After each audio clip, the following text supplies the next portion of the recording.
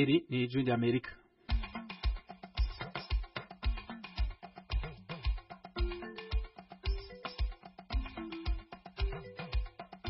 Ijwi ry'Amerika ribashikiriza ibiganiro vyaryo mu Kirundi no mu Kinyarwanda i Washington DC. Turabaramukije inshuti mu mwese mu duteze amatwi muri iki gitondo cyo kuwa gatatu itariki 15 z'ukwezi kwa mbere umwaka wa 2020 kuri mikro muri kumwe nanje Fidel Nyonga. Mu Rwanda mutambukanyi wa Augustin yitegeka ataratorwa kuva ku igenekerezo rya mbere ryo ku kwezi kwa mbere uyu mwaka turimwo avuye mu gihugu cy'u Burundi utabaza abategetsi kuwufasha kumenya irengero ryiwe. Nabuze umugabo wanje ku itariki ya mbere kwezi kwa mbere 2020 namubuze ubwo yaravuye i Burundi yamvugishije yageze ambwira ko ageze ku mupaka yamaje guteresha i Burundi asigaje guteza mu Rwanda. Uyo ni Emeline Ishimwe mutambukanyi wa Augustin yitegeka umuyobozi w'umugambwe mushasha Rwanda NDP utaremegwa.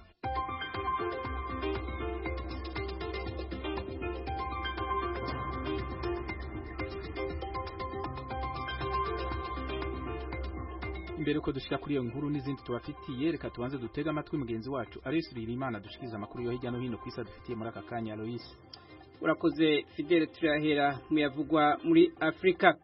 Ishirahamwe mpuzamakungu ryita ku mpunzi n'abimukira OIM rishikiriza ko abimukira barenga igihumbi bari barahunze imirwano muri Libya mu ndwi zibiri ziheze batahukanywe kandi baca basubizwa mu bigo bahora bafungirwamo. Umuvugizi wa OIM Safa Msehli ashikiriza ko benshi muri abo bimukira bafata inzira yo mw'ibahari Mediterane bagana mu Butaliyana bamuka mu turere twa Afrika yo mu burengero no hagati.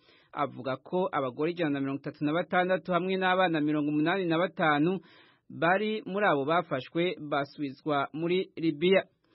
General Khalifa Haftar arwanya leta ya Tripoli yaravuye i Moscow ejo ku munsi wa kabiri adasinya amasezerano yo kurangiza intambara imaze amezi 9. Uburusiya bwemeza ko yiyemeje kutazosubira kurwana yubahirize agahengwe. Umushikiranganje w'Uburusiya jejwe kwivuna abansi yashikirije ko Haftar yasavye iminsi 2 yo kubanza kwihweza neza ibiri muri ayo masezerano. Haftar hamwe n'abamushigikiye bashitse i Moscow ku munsi wa mbere bagiye mu biganiro na leta ya Tripoli yemewe na ONU irongowe na Fayez al-Sarraj. Umukuru wa Sena ya Leta Zunze za Amerika Mitch McConnell yashikirije ko Sena izotangura imburano mu mizi ku vyaha byagirizwa President Donald Trump mu ntango z'indwi iza. Igice ca kabiri c'urwo rubanza kizoba inyuma yuko inama nshinga amateka ya Amerika igenzurwa n'abademokrati izoba yarungikiye Sena ivyaha bibiri bagirije President Trump. Umukuru w'inama nshinga amateka Nancy Pelosi yashikirije ko batora kuri uyu munsi wa gatatu kukurungika ivyo vyagirije muri Sena.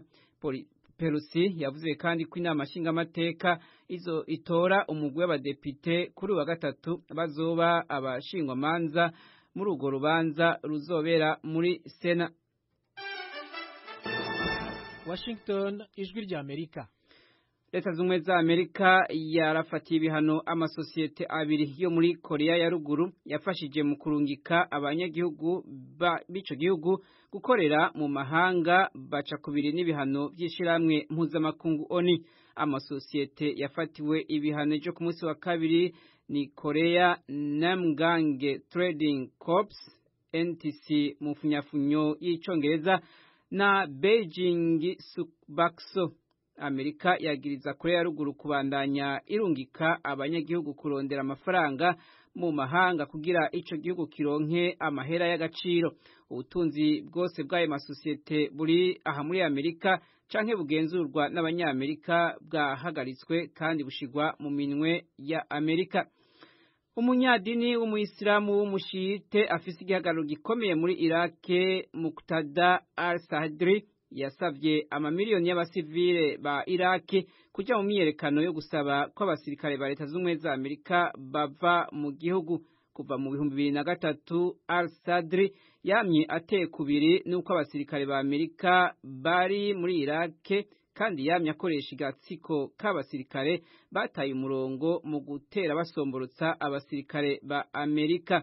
muri Irake abashite nibo biganje mu nama nshingamateka nibo biyamirije ibitero by'indege za Amerika bavuga ko ari ukutubahiriza ubwigenge bw'igihugu. Mu kwezi guheze baratoye bongera baremeza itegeko ryo gukura inteko za Amerika muri ico gihugu.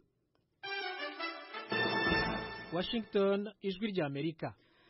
Abanyeshuri muri Iran barongeye kwihereza amabarabara ku munsi ugira kane mu makaminuza ane biyamiriza ubutegetsi bwa Iran inyuma yaho bwemereye ko bwarashe indege ya Ukraine yarimwo abanya-Iran.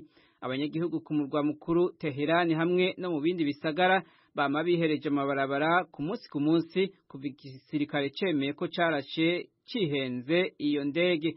Mu bapfuye harimwo abanya-Iran 82 biganjemwo abanyeshuri b'ubwenegihugu bubiri bari bagiye i Kiev muri Ukraine kugira bace babandanya n'iyo ndege muri Canada kubandanya amashure yabo. Washington, ijwi rya Amerika. Igihugu ca Afrika y'Epfo naco gishobora muri iki gihe kwaka impapuro ziha impunzi uburenganzira bwo kuba mu gihugu mu gihe zikoze ibikorwa vya politiki vyari byo byose bifitaniye isano n'ibihugu zaje zivamwo. Ni kubw'itegeko rishasha abarinebagura bavuga ko riciye kubiri n'amategeko kandi ritangaje kubera umugambwe uri ku butegetsi muri ico gihugu ANC wagwanije intwaro yahoze ari karyanisha miryango mu kiringo kitari gito nk'umuhari uguhabuza igihugu uri mu buhungiro.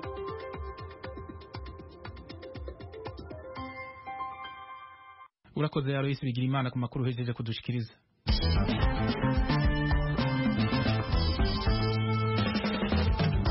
Radio Ijwi rya Amerika i Washington DC mu Kirundi no mu Kinyarwanda. Amakuru mu karere k'ibiyaga binini, umuyobozi w'umugambwe uharanira demokrasi NDP Augustin Niyitegeka umuryango wiwe uvuga ko amazindwi zibiri irengero ryiwe ritazwe. Umugore wiwe Ishimwe Emeline yabwiye Radio Ijwi rya Amerika ko inzego zose yituye atanyishu ziramuha gushika ubu. Asumta Kaboyi araduha ibindi kuri iyi nkuru. Bwana Niyitegeka Augustin uyobora ishyaka NDP ritaremerwa mu Rwanda, umuryango uvuga ko maze ibyumweru bibiri waramubuze. Mufasha we Madame Ishimwe Emeline yabwira Ijwi rya Amerika ko kuva yabura umugabo we tariki ya mbere z'ukwezi kwa mbere uyu mwaka wa 2020 yagerageje gushakisha mu nzego zinyuranye, ariko kugeza ubu tangaza ko nta makuru aramenya yerekeranye n'umugabo we. Nabuze umugabo wanjye ku itariki ya mbere z'ukwezi kwa mbere 2020. Namubuze ubwo yaravuye i Burundi. Yamvugishije yageze ambwira ko ageze ku mupaka yamaje guteresha i Burundi asigaje guteza mu Rwanda. Guhera icyo gihe nahise kumubirira irengero, twavuganye ari 5:18, 5:34 yahise kava ku murongo. Kugeza n'uyu munsi ntabwo turamubona. Nagiye muri immigration ariko ntacyo byatanze. Njya muri RIB bahora bambwira ko ngo immigration ngo nta gisubizo irabahereza, ngo nimba ngo yarambutse ngo bo bumva ko ategeze agera mu Rwanda niko bumva. Ntabwo utekereza wenda ko wamugana ushobora kubushakira mu Rwanda atarahageze, ashobora kuba kiri i Burundi kuko yavagayo nyine? Hoya, amakuru ndayafite. Mfite ripoti kuko nabaje kuri immigration y'u Burundi bambwira ko yatambutse 5:30. Bambwiye ko yatambutse kuri immigration yabateje kashe. Ubwo rero yaba yaraje mu Rwanda niho yaburiye. Madamu Niyitegeka avuga ko umugabo asanzwe akora akazi k'ubucuruzi kandi akemeza ko nta kibazo azi yaba agirana nabo bakorana, ariko akaba akeka ko yaba afite ibibazo bigendanye n'ishyaka yashinze kuko hari ikindi gihe yigeze gufungwa abazwa iby'iri shyaka. Hari n'undi munsi hari mu kwa 9 n'ubundi bari bakoze inama, uwo munsi nanone mubura gutyo, ariko nyuma yaho baza kunyereza message ngafungiye kuri station ya polisi Remera. Nyuma yaho nyine naje kujyayo ndabaza, nabaye nkibaza gutyo abarampamagaye ngo bamurekuye. Uwo munsi babafata bari mu nama y'ishyaka ryabo, bari mu nama barabafata, nta muntu begeze bamenyesha ko bamutwaye. Hoho narahamagara telefone igacamo ntibayitabe, ngahamagara nabo bandi bari kumwe mu isaka ntibayitabe. Ariko noneho bitandukanye n'icyo gihe kuko ubu ngubu hoho telefone zahise ko zivaho. Yambwiye ko batwaye ngo bababwiye ko ngo bakoze inama ngo itemewe n'amategeko. Madame Ishimwe asobanura ko yamaze kugeza ikibazo cye mu nzego z'ubuyobozi ndetse akaba yaragenzuwe no mu bitaro binyuranye ko ari aho yabona umugabo we. kugeza ubu akaba nta gisubizo na kimwe arabona. Ubu akaba asaba buri munyarwanda wese wagira amakuru ku mugabo we ko yazayamugezaho. Ntabwo nshinjije ubuyobozi ko aribwo bwaba bumufite, wenda ashobora no kuba yaragize nk'ikibazo, abantu bumva radiyo bashobora no kuvuga ati uno muntu twaramubonye. Kugeza n'ubu ngubu nyine abana barambaza ngo papa ari he, urumva bamwe biga segonderi, nta n'ubu ngubu nyine harimo urujijo.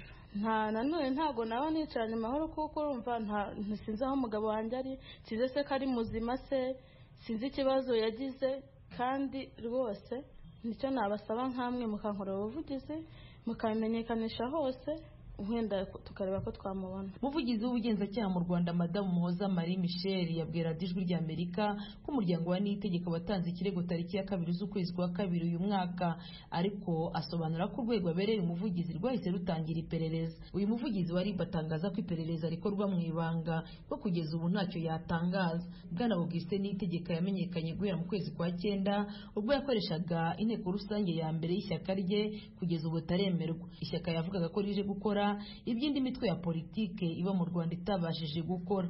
Assumpta Kaboyi, Ijwi ry'Amerika, i Kigali. Turabasuhuje bakunzi banywanye b'Ijwi ry'Amerika. Dukomeze dufatanye kubona amakuru agezweho kandi yizewe twasangiza abatwumva. Kubera iyo mpamvu turabasaba kutugezaho amakuru, amafoto n'amashusho mubona aho mutuye, aho mukorera, aho mwiga n'aho mugenda. Mwatugezaho n'ibitekerezo hamwe n'ibyifuzo mufite byadufasha kubanogera. Mwakoresha urubuga rwa Facebook VOA Radio Yacu cyangwa nomero ya WhatsApp ikurikira: akamenyetso ko guteranya 1 2 0 2 4 4 1 9 9 3 1. Ijwi ry'Amerika ni radio yanyu.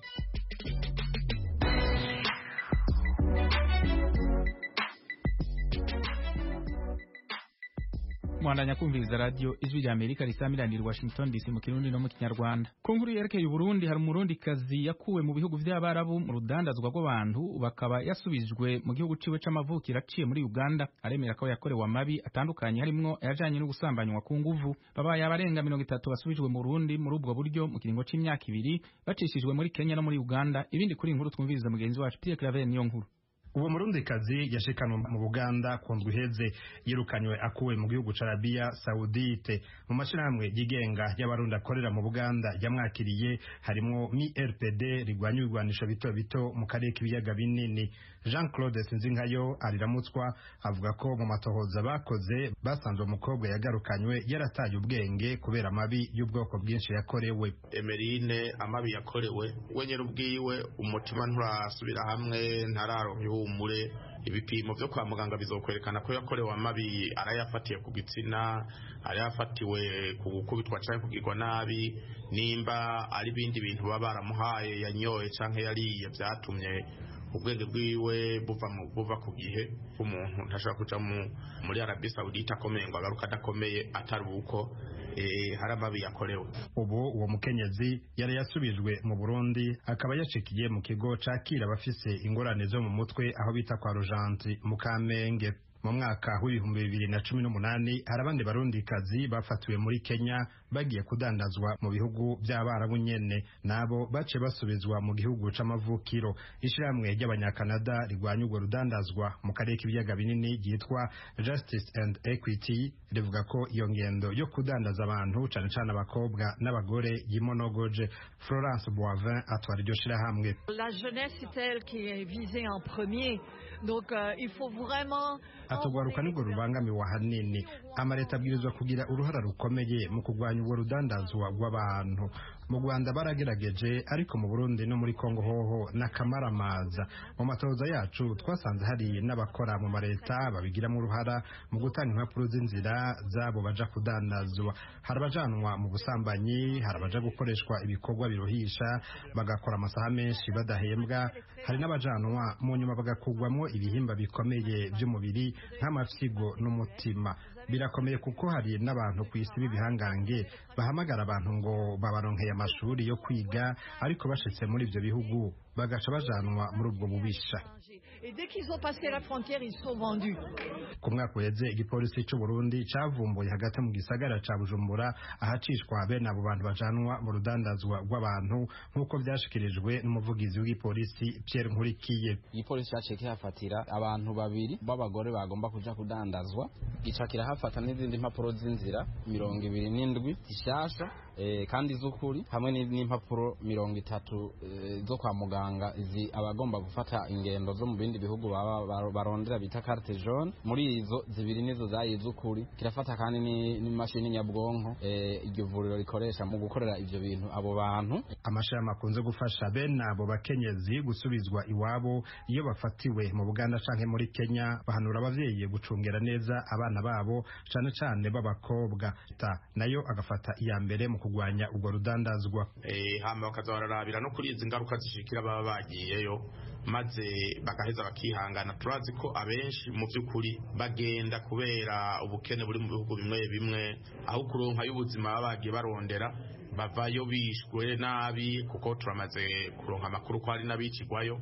Icya kabiri, muri ibi bihugu bigize Afrika y'ubuseruko hari igihe byari byahagurukiye ubwo rudandazwa bagafata bariko bararukora, ndetse n'abo bakobwa bagiye muri ivyo bihugu by'Abarabu bakabahagarika ku bibuga by'indege, ku mipaka, bakabasubiza inyuma.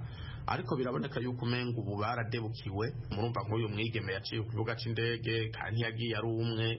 Rero twasaba yuko by'ukuri bosubira bagahaguruka bakagwanya ubwo rudandazwa rw'abantu, hanyuma kandi bagashiraho n'ingingo zihana zikongera zigahasha abari inyuma y'ubwo rudandazwa bose, kuko ni icaha gihanwa n'amategeko mpuzamakungu. Icegeranyo giheruka gusohorwa n'igipolisi cy'u Burundi cerekana ko kuva mu mwaka w'2015 abantu barenga 4,000 bamaze kujanwa muri ubwo rudandazwa rw'abantu.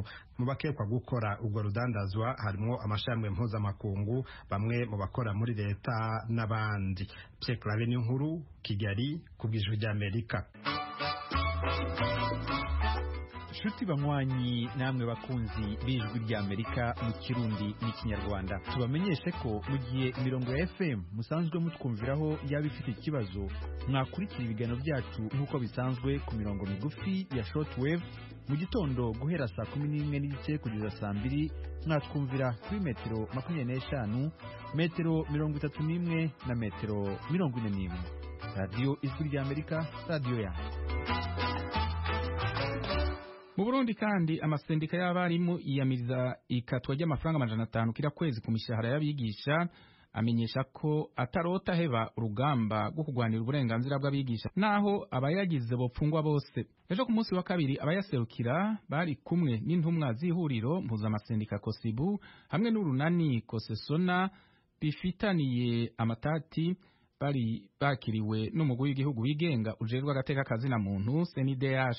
Eroje Wirikaneza araduha ibindi kuri iyi nkuru. Abaha umubonano n'umugwi w'igihugu wigenga ujerwa agateka kazi na muntu CNDH bari 5, abagabo 3 n'abakenyezi 2. Uwo mugwi wahaye akanya gahagije kuko bahageze nk'isaha 2 z'agatondo baja gusoza inyuma y'isaha 6 gato. Ikibazo kimwe rudende nico cari cabazindukanye, ukutumvikana kwikatwa ry'amafaranga 500 y'amarundi yagenewe gutabarana ku makonti y'abarimu bose uko kwezi gutashe. Ayo mafaranga yagenywe n'urunani rudasanzwe rw'amasendika y'abigisha rujerwe gutabarana mu gihugu Kosesona. Egide Nkeshimana icegera c'utwasendika Duke asohotse yavuganye n'amenyesha makuru maze agaruka ku catangaje iyo sendika hamwe na igenzi yayo CGPBU ziyamirije umugambi wa Kosesona. Niho rero mu bihumbi 2019 mu kwezi kwa kabiri no kwa gatatu basubira bakiha ubwo burenganzira bwo gukata amafaranga biciye kuri ya makonti nyene y'abigisha bose bakorera ku butaka bw'u Burundi amezi 2 ibihumbi 2,500 ku kwezi no kuvuga ibihumbi 5. Twaravuye turandikira umushikiranganje w'abakozi n'akazi, nikete twamwandikiye ntiyatwishuye. Kwezi k'umunani tuja hamwe na sendika CGPBU turandikira kandi umushikiranganje aca aratwishura iryo kete itariki 25 z'ukwicenda mu 2019 avuga yuko ata muntu n'umwe afise uburenganzira bwo gukora ku mushahara w'umuntu mu gihe batavyumvikanye atamaye uburenganzira. Ubwo burenganzira barimo bahurikiye muri ayo masendika 2 barabwimanye bavyumvikanye ko n'indongozi zabo zanabishize mu rwandiko. Zahavuye zitabwa muri yompi mu ndwi iheze imbere yo kumanukanwa gufungirwa mu gipolisi cy'Inyamiramabi ku mugwa mukuru w'ubutunzi Bujumbura. Bujumbura kuva ku wa kane w'indwi iheze ifungwa ryabo riraje ishinga abagenzi babo basavye umugwi w'igihugu ujejwe atakazi na muntu kubafunguza kuko biri mu nshingano zawo. Ico kintu twagisavye CNDH ko yogikurikiranira hafi ahubwo ikabafunguza amaguru masha bakaburana bidegemvya. CNDH yavuze yuko no mu bikorwa byayo ico cyose kirimo, gusa ntitwanejerijwe nuko twitavye iyo nama indongozi zacu zifunzwe. Kucerekeye kuja kubaraba iyo babohewe muri ayo mabuye turaja kubaraba, kandi ku by'ukuri turashima yuko abababoshe batatubuza ko tubaraba. Nukuri ubuzima bwabo abo bakubaguye ntawe bagiriye nabi. Turakengurukira n'izo ndongozi zacu rero ko zashimye kutadadaza zikaguma zitonda ku kazi kandi zizi ko zigiye gufatwa, kuko mu bisanzwe uko biri kose ukuri kuzotsinda kandi kuzoja habona. Twebwe abigisha ntiturota twemera ko umugwi w'abantu canke umuntu runaka tutazi akorokera ku makonte yacu akiha amahera uko yishakiye. Ntituzovyemera, barazodufunga twese rero batumare. Naho batofungwa runaniko sesona rukomeje gusaba abigisha mu ntara zitandukanye gutanga amafaranga, rugasaba abatavyifuza nabo gusinyishwa urwandiko ko kuvyanka. Nkeshimana asa n'uvunira akagoho ubushikanganje abarimu bakubukira avuga ko ikibazo kiriko conona imirimo. Turamenyesheje ubushikanganje bw'indero yuko ibikorwa ku kazi biriko birapfa kubera bariko barafunga ababigisha barongoye amasendika basanzwe abigisha murazi babafata babakura ku ubuzi uno munsi no kuvuga bari mu gasho burahagaze. Abigisha bari mu bwoba kubera ico kintu bita kosesona. Tukavuga rero duti kuri security y'akazi boreka abigisha bagakora akazi rasaze, kandi dushimitse ko ata muntu yosubira gufatwa kuri iki kibazo c'ukwanka gusinya canke gukatwa umushahara kuri konte y'umuntu ku nguvu. Konte y'umuntu niwe wenyene afise uburenganzira bwo kuyitanga hanyuma bagakata ayo mahera. Kubigisha tubamenyesha ko boreka kugira ubwo bwoba. Nimba ari leta ishatse ko bodukata hariho inzira bicamwo, umukuru w'igihugu akavuga yuko turi mu bihe bidasanzwe hanyuma tugaterera kosesona. Rero twebwe ntituzi yuko ari iyindi leta, ntituzi ko ari ikindi kintu casubiriye leta. Ubu abaserukiye amasendika bafunzwe ni batatu: Antoine Manuma rongoye sendikati Jepebu, Jean Niyongabo watwara sendikati Peduc, hamwe na Siriyak Manirakiza serukira iyo sendika mu ntara ya Muramvya hagati na hagati mu gihugu c'u Burundi. Bagenzi babo bemeza ko hari n'abandi batwara amasendika mu ntara zitandukanye harimo Muyinga mu buraruko, Bushira ubuseruko na Bubanza mu burengero bariko barahigwa. Amakuru y'Ijwi ry'Amerika ryaronse nuko gushika kuri uyu wa mbere abafunzwe batari bwumvirizwe n'inyamiramabi. Eroje Urikaneza, Ijwi ry'Amerika. Banywanyi b'Ijwi ry'Amerika, uretse kutwumvira ku mirongo ya FM, ku mirongo migufi ya shortwaves, kuri Facebook na internet mushobora kutwumva biciye ku matelefone yanyu ngendanwa. Ku batwumva muri Tanzania muhamagara ku nimero guteranya 2 5 5 4 1 1 2 ubusa 1 ubusa 6 Abatwumva muri Kenya namwe mugahamagara kuri guteranya 2 5 4 2 ubusa 5 2 9 3 2 9 kuri mwe mutwumva muherereye muri Amerika muhamagara kuri guteranya 1 3 5 1 9 9 5 1 8 5. Ijwi ry'Amerika ryongeye kubashimira kuba mudahengeshanya kuryumviriza. Ijwi ry'Amerika ni radio yanyu. Radio Ijwi ry'Amerika i Washington DC mu Kirundi no mu Kinyarwanda, umwanya w'ikiganiro Amerikana kivuga ku vyaranze Amerika muri kahise no mu bihe tugezemwo, mwateguriwe kandi mushikizwa na Thomas Kamirindi.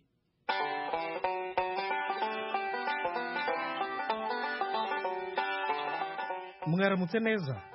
Sena ya Leta Zunze Ubumwe za Amerika iritegura kuburanisha President Donald Trump ku kirego cy'umutwe w'abadepite icyo bita impeachment. Abadepite bamurega gukoresha umwanya w'umukuru w'igihugu mu nyungu ze bwite no gutambamira imikorere y'inteko ishinga amategeko. We avuga ko ari umwere nta cyaha yakoze. Urubanza ruzayoborwa n'umukuru w'urukiko rw'ikirenga John Roberts. Aka kazi k'uyu mugabo gateye gate? Nibyo turebera hamwe muri make.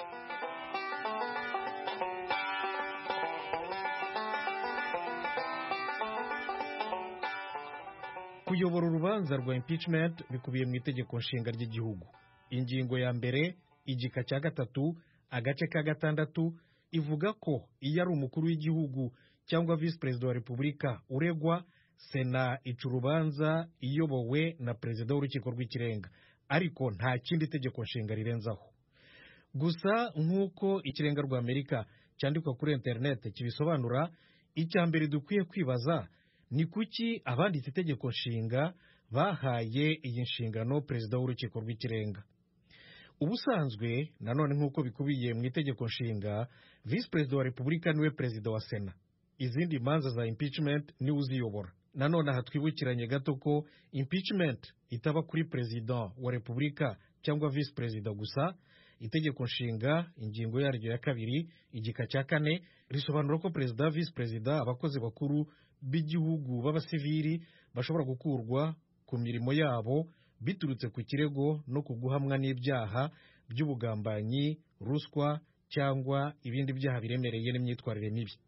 Bityo kuva itegeko nshinga rimaze kwemezwa mu 1789, umutwe w'abadepite w'inteko ishinga amategeko ya Leta Zunze Ubumwe za Amerika washyize ibirego ku bacamanza 20.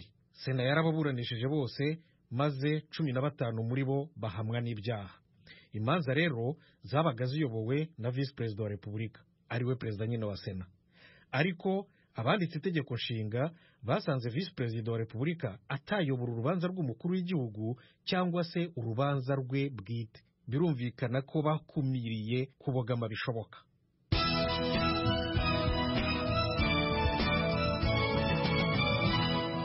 Ijwi rya Amerika, nubwo umukuru w'urukiko rw'ikirenga ayobora urubanza rwa perezida wa repubulika cyangwa rwa visi perezida wa repubulika muri sena mu gihe cya impeachment, ntabwo aba ari umucamanza nk'urukiko rusanzwe.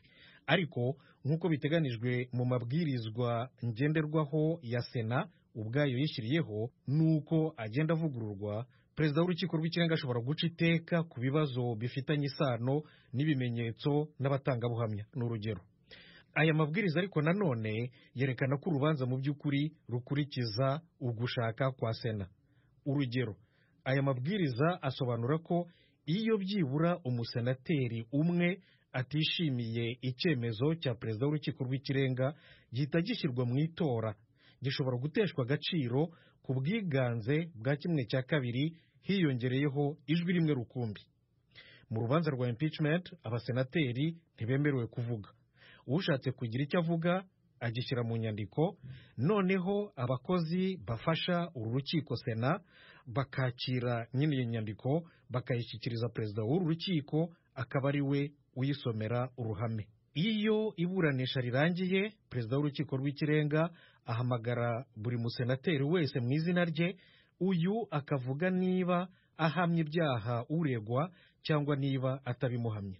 Bose bamara guhetura, perezida w'urukiko rw'ikirenga rero agatangaza amajwi avuye muri iryo tora.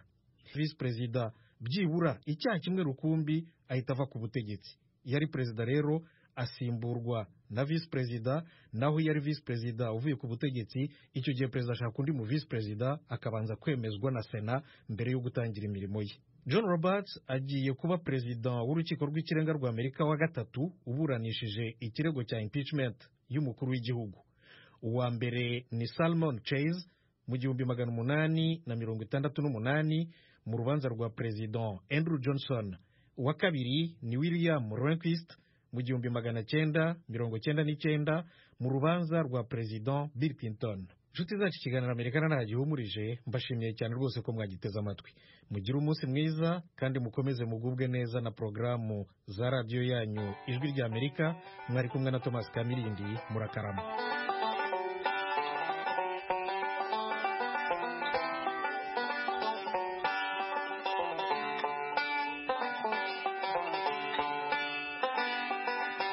Amakuru n'ibiganiro twari tubafitiye muri iki gitondo bigarukiye ngaha kuri radio Ijwi rya Amerika.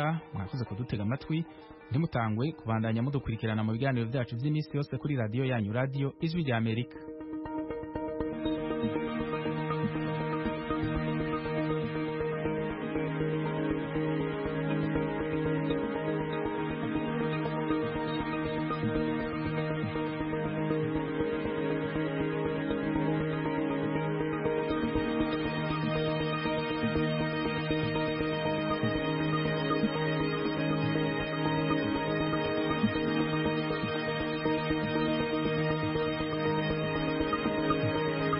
You've been listening to news and information in Kirundi and Kinyarwanda from the Voice of America in Washington.